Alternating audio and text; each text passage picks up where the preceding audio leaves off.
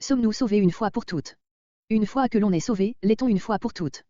Quand nous acceptons Christ comme notre Sauveur, nous entrons dans une relation avec Dieu, qui nous garantit notre salut éternel, comme le montrent de nombreux passages des Écritures.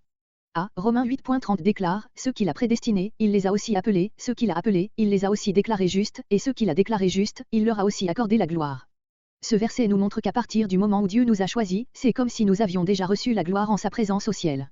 Il n'y a rien qui puisse empêcher un croyant d'un jour de recevoir cette gloire, car Dieu l'a déjà prévue au ciel.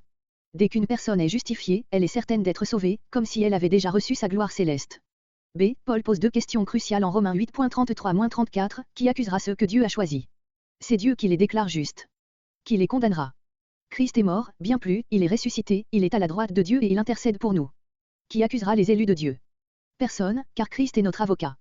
Qui nous condamnera? Personne, car Christ, qui est mort pour nous, est celui qui condamne. Notre Sauveur est à la fois notre avocat et notre juge. Les croyants sont nés de nouveau, régénérés, quand ils croient, Jean 3.3, Tite 3.5. Pour qu'un chrétien puisse perdre son salut, il devrait être dérégénéré. La Bible ne donne aucune preuve que la nouvelle naissance puisse être retirée. Le Saint-Esprit habite tous les croyants, Jean 14.17, Romains 8.9, et baptise tous les croyants dans le corps de Christ, 1 Corinthiens 12.13.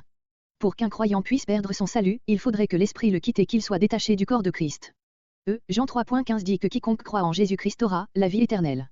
Si vous croyez en Christ aujourd'hui et aviez la vie éternelle, mais la perdiez demain, alors elle n'était pas éternelle.